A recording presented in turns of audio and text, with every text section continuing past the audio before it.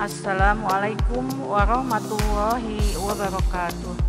Selamat pagi anak-anakku sekalian dimanapun kalian berada.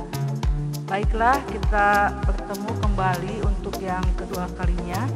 Saya akan menyampaikan tentang teks deskripsi yang merupakan lanjutan dari pembahasan minggu kemarin.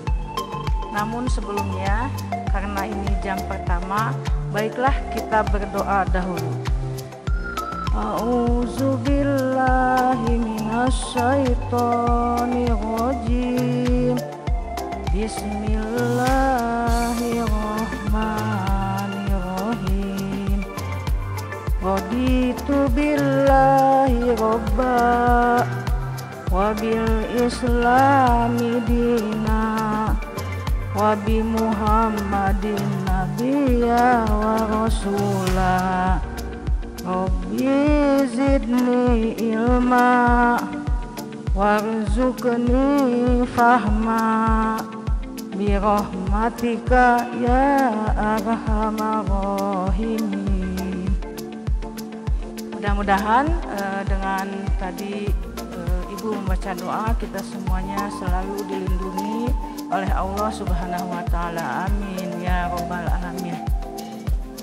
Anak-anakku sekalian, bagaimana perasaan kalian pada pagi hari ini? Senangkah? Ibu berharap dari jauh mudah-mudahan kalian ada dalam keadaan senang, bahagia, agar kalian bisa fokus mengikuti pembelajaran ini.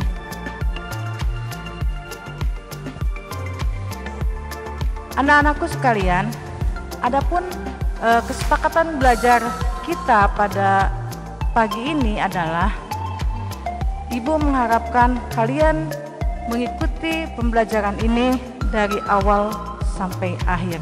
Baiklah anak-anakku, dimanapun kalian berada, Ibu akan melanjutkan pokok bahasan yang sudah Ibu sampaikan di minggu kemarin, yaitu tentang kompetensi dasar dan teks deskripsi secara lisan ataupun tulis. Anak-anakku sekalian, seperti sudah dibahas di minggu kemarin bahwa teks deskripsi itu bisa disampaikan baik melalui lisan maupun tulisan. Kalau tidak salah ya, minggu kemarin itu Ibu memberikan tugas kepada kalian untuk mendeskripsikan rumah masing-masing ya. Boleh dalam bentuk voice note, boleh dalam bentuk tulisan berbentuk paragraf, atau juga boleh berbentuk video. Tapi karena mungkin ya kebiasaan kalian di dalam pembelajaran menulis itu selalu berbentuk tulisan, maka kebanyakan dari tugas-tugas yang kalian kumpulkan itu berbentuk tulisan. Hanya ada satu orang yang berbentuk voice note, padahal teks deskripsi itu bisa disampaikan melalui lisan maupun tulisan.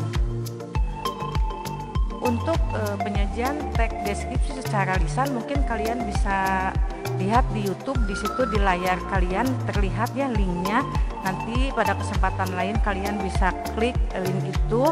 Kalian coba lihat bagaimana cara menyajikan teks deskripsi secara lisan.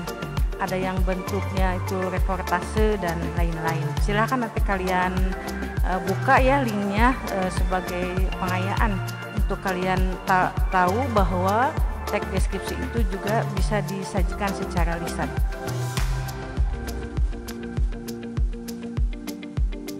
Di dalam menyampaikan teks deskripsi secara lisan itu ada beberapa hal yang harus kalian perhatikan.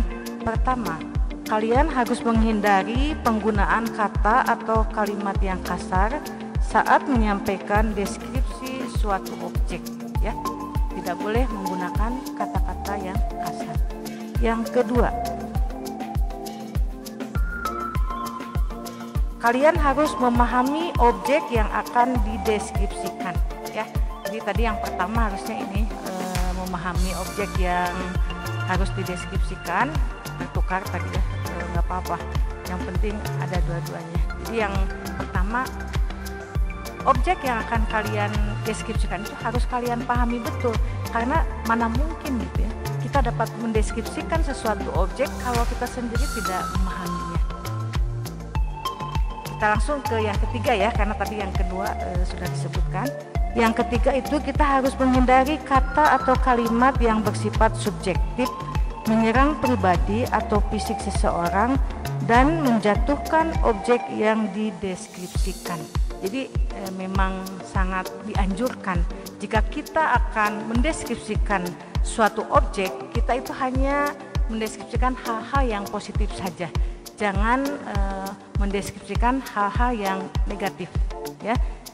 Kemudian yang keempat, menghindari kata-kata yang mengandung sara untuk mendeskripsikan objek. Jadi sesuatu yang menyangkut sara, suku, agama, dan ras itu sangat tidak dianjurkan untuk dideskripsikan karena khawatir nanti bisa menimbulkan kesalahpahaman. Kemudian yang kelima, menggunakan kalimat yang mudah dipahami. Ya, untuk sampai kepada tujuan kita kepada pembaca, apa yang kita deskripsikan itu dipahami, maka kita harus menghindari kata-kata yang sulit.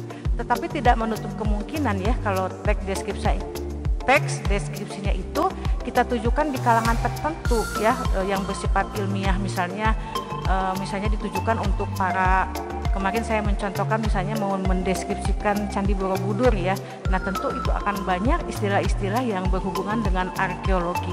Tapi kalau untuk mendeskripsikan sesuatu hal yang sifatnya umum, itu sebaiknya kata-kata yang sulit itu dihindari.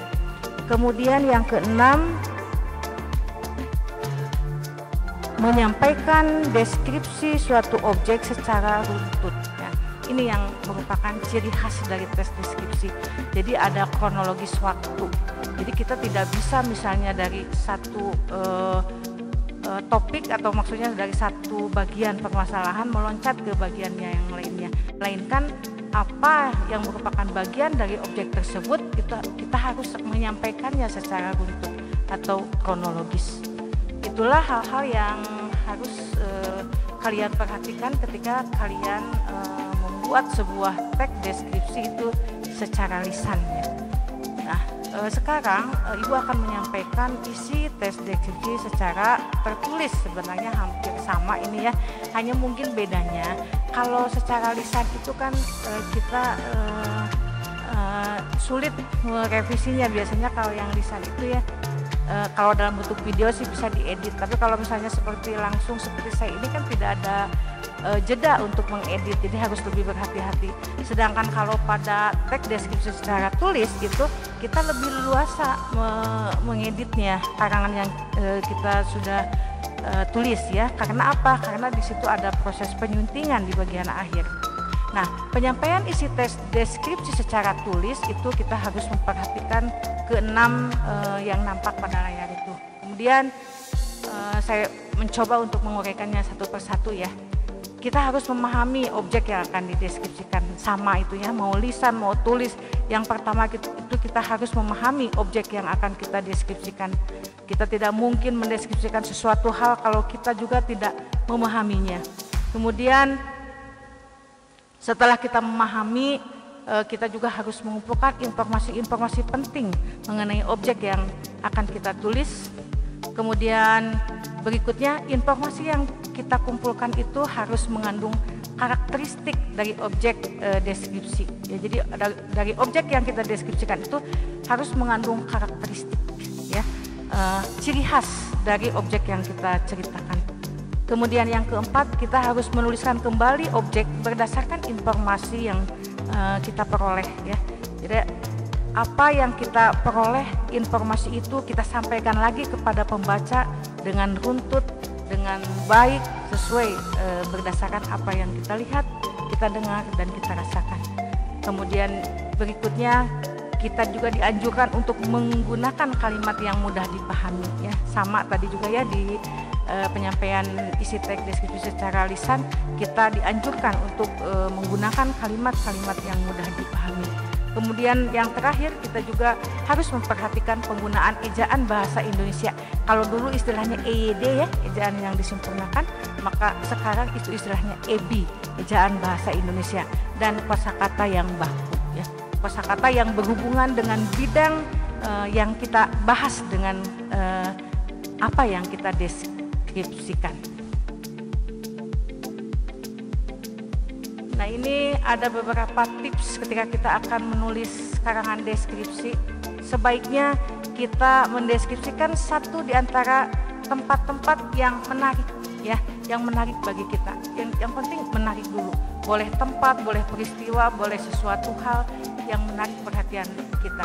Karena kalau kita menuliskan atau mendeskripsikan sesuatu yang menarik itu kitanya juga have fun gitu ya, tidak merasa terbebani. Kemudian yang kedua,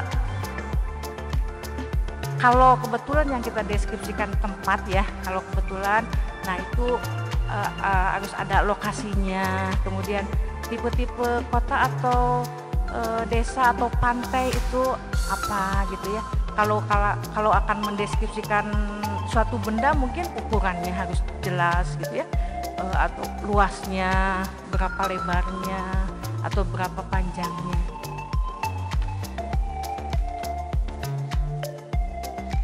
Dan yang berikutnya, dalam menulis teks deskripsi kita dianjurkan untuk menuliskan hal-hal yang menjadi ciri khas. Tadi di depan sudah dibahas sebenarnya ya. Jadi apa yang menjadi ciri khas dari objek yang kita deskripsikan. Kemudian juga yang paling penting ini, selain mendeskripsikan objek tersebut dengan jelas ya, berdasarkan tadi kalau benda ada ukurannya, kalau tempat ada alamatnya misalnya ya, ada ciri khasnya. Yang paling penting adalah kita sebagai pengarang teks deskripsi, kita harus ya mengungkapkan perasaan apa yang kita rasakan ya terhadap objek yang kita deskripsikan. Jadi misalnya kalau saya mendeskripsikan suatu tempat, misalnya katakan minggu yang lalu saya mencontohkan Pantai Pangandaran, maka kita harus menuangkan perasaan kita. Mengapa seorang penulis deskripsi itu menceritakan objek tersebut? Karena dia misalnya merasa senang, merasa tertarik, merasa betah, dan sebagainya.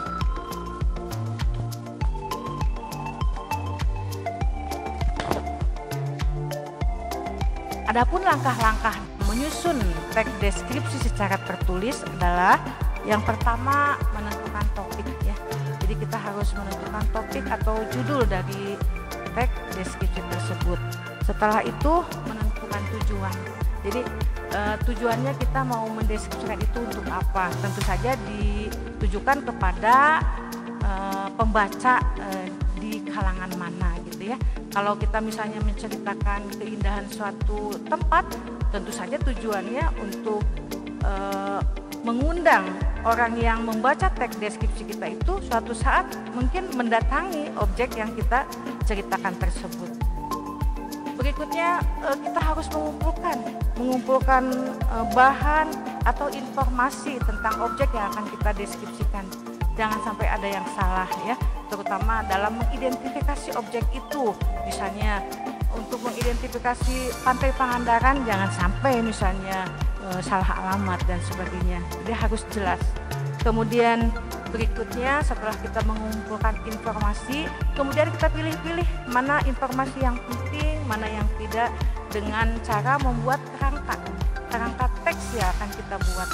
Nah, setelah kita merasa cukup, ini yang akan kita deskripsikan, maka kita akan mengembangkannya menjadi sebuah karangan yang utuh yang siap dibaca oleh pembaca setia kita.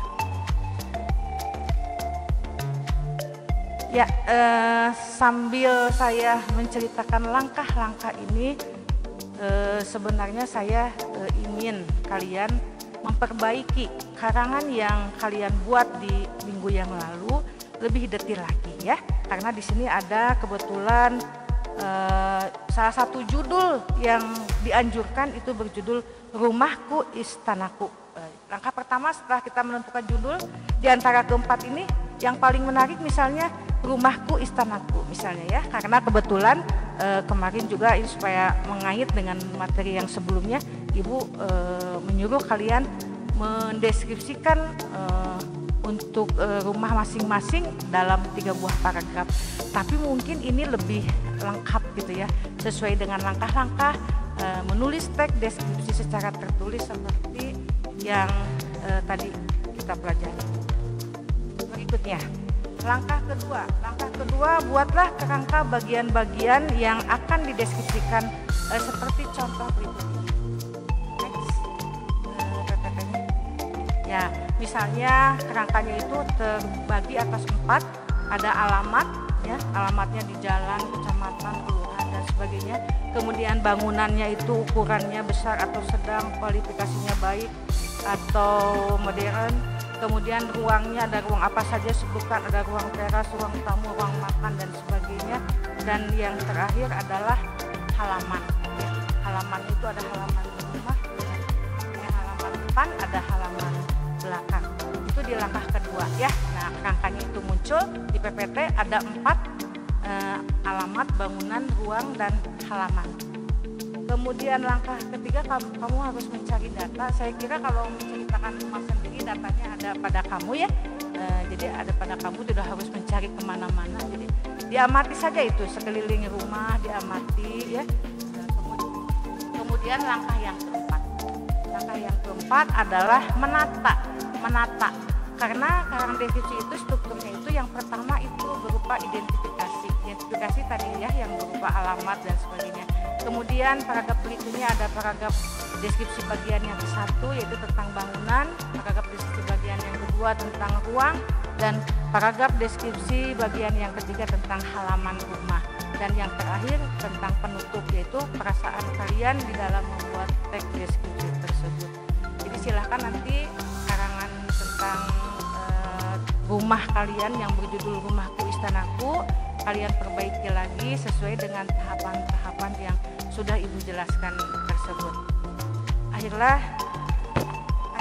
sampailah kita kepada akhir pembelajaran. Saya akan mengadakan refleksi sebentar. Adapun refleksi dari pembelajaran kali ini adalah bahwa semua itu butuh proses, ya. Jadi tidak ada di dunia ini yang sifatnya instan, semua bertahap dari yang mulai kurang penting ke yang bagian yang lebih penting dan sebagainya, dan akhirnya mencapai klimaksnya pada tujuan kita, ya. Jadi itu refleksinya.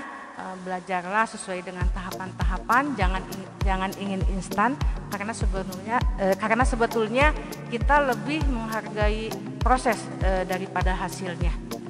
Kita tutup pembelajaran ini dengan doa akhir belajar.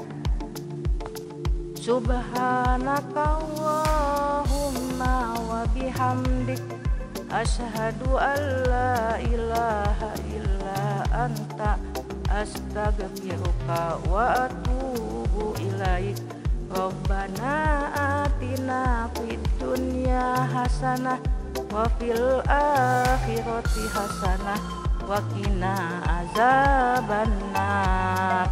Billahi taufik wal hidayah. Mohon maaf ya kalau ada salah-salah kata.